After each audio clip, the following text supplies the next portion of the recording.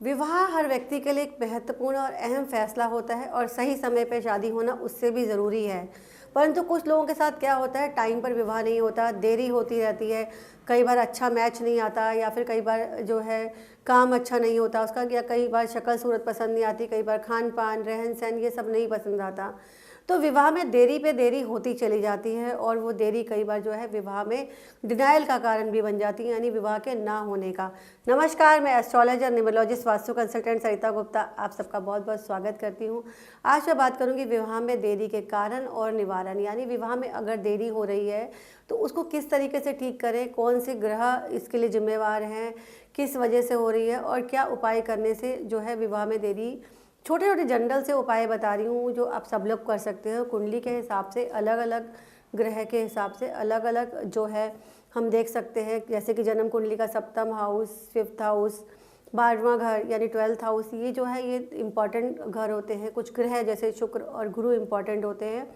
तो आज मैं जनरल आपको विवाह में देरी के जो कारण और निवारण बता रही हूँ, छोटे छोटे उपाय करके आप जो है विवाह में जो भी आपकी परेशानी आ रही है, जो भी बाधा आ रही है, जो भी ऑब्स्टेकल आ रही है वो दूर हो सकती है, ताकि आपकी जो भी परेशानी है विवाह संबंधित वह दूर हो जाए, समय रहते शादी हो जाए और जो शादी का जो है आप सुख जो है आप भोग सके।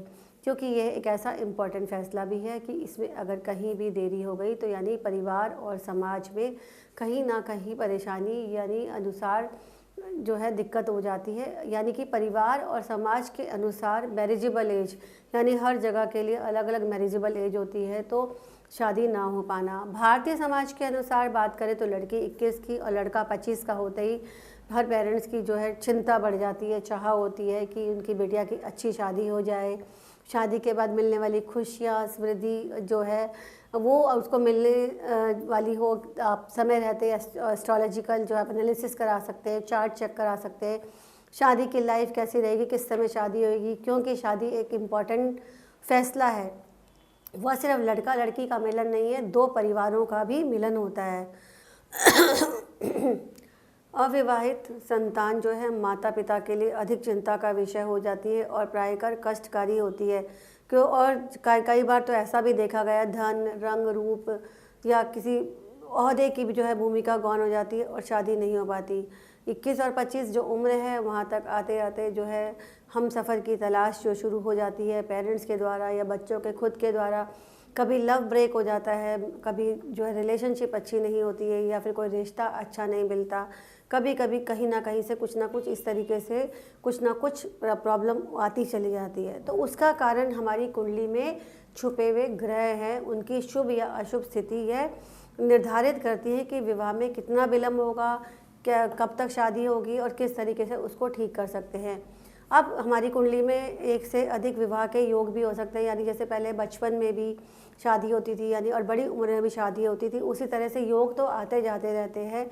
सही समय पर जो है आपने फैसला कर ले, सही योग है। जैसे कहते हैं ना कि लोहा गर्म है तो हथौड़े की चोट मारनी चाहिए, उसी समय वैसे ही शादी का योग है। तो आप अपनी बाधाओं को दूर करके तुरंत जो है उपाय करके ठीक जो है शादी का योग जो है उसको एग्जीक्यूट करना चाहिए। चाहे लड़का हो या लड़की, दोनों को ही शादी के लिए उपाय करने की जो है ज़रूरत होती है अगर उनके कुंडली में अगर कोई दोष है। अब कुंडली के ग्रह की बात करें तो किसी का बच्चों की जो कुंडली है उनके सप्तम हाउस यानी मैरिज हाउस जो है उसमें सूर्य जैसा ग्रह बैठा है, राहु बैठा है, केतु बैठा है, ये ग्रह जो है देरी कराते हैं। शनि देरी कराता है या फिर गुरु की भूमिका भी रहती है, गुरु भी देरी कराता है। लड़कियों के लिए बृहस्पति की भूमिका बहुत इंपॉर्टेंट होती है, वो कहाँ बैठा है, किसके साथ बैठा है, कौन से ग्रह उसको देख रहे हैं। और मेल के लिए शुक्र ग्रह, उसकी पोजीशन क्या है, डिग्री क्या है, किसके साथ बैठा है और कहाँ उसकी जो है राशि नवमांश में क्या कह रही है, क्योंकि नवमांश भी जो है बहुत ज़रूरी है। इनकी स्थिति के कारण सप्तम भाव में यानी मैरिज हाउस में द्विस्वभाव राशि हो यानी डुअल साइन वाली राशि हो, 3, 6, 9, 12 हाउसेज में ये वक्री ग्रह है यानी रेट्रोग्रेड प्लैनेट होने से भी जो है दूसरी शादी में दिक्कत आती है। जन्म कुंडली का 12th हाउस जो मैरिज के सुख को दर्शाता है, वहाँ पर शनि, मंगल, राहु, केतु हो तो भी बाधा आती है। छोटे छोटे उपाय करके आप जो है विवाह का सुख ले सकते हैं, जो है हल कर सकते हैं परेशानियों को। जैसे कि 16 सोमवार के या मंगला गौरी के व्रत करके आप मनचाहे वर की जो है कामना कर सकते हैं, उनका गठबंधन कर सकते हैं शिव और पार्वती जी का। मंदिर में पंडित जी से विधिवत जाके करा सकते हैं, खुद से भी कर सकते हैं। अगर देरी हो रही है विवाह में और कोई अच्छा मिलान नहीं बन रहा, यानी योग्य लड़का लड़की नहीं मिल रहा, तो गुरुवार के दिन जो है पीला वस्त्र पहन के कम से कम ये 6 महीने तक करना है, यानी लगभग जो है 24 या 25 जो थर्सडे जो है आप इसको करेंगे। तो उनमें आपने पीले वस्त्र पहन करके जो है केले के पेड़ की पूजा करनी है, बृहस्पतिवार के व्रत रख सकते हो, दिया जला सकते हो, केले के पेड़ के, गुड़ चने की दाल जो है गाय को खिला सकते हो, हल्दी से आप नहा सकते हो, केसर का तिलक अपने माथे पे लगा सकते हो। लड़के हो तो शुक्रवार के दिन सफ़ेद वस्त्र पहन सकते हैं, उससे भी बाधा दूर होती है। जिस प्रकार से कहते हैं ना कि बीमारी का इलाज एक डॉक्टर कर सकता है, उसी प्रकार से हानिकारक जो ग्रह है उसका जो उपचार है जो कुंडली में, उसके लिए आप एक किसी अच्छे कंसल्टेंट की सलाह ले सकते हैं। परामर्श के लिए दिए गए नंबर पे कॉल कर सकते हैं, कॉन्टैक्ट लिख सकते हैं, अपना कमेंट सेक्शन में कमेंट लिख सकते हैं। साथ ही ये वीडियो कैसा लगा लाइक एंड सब्सक्राइब करना ना भूलें। फिर मिलेंगे नए सब्जेक्ट के साथ। धन्यवाद।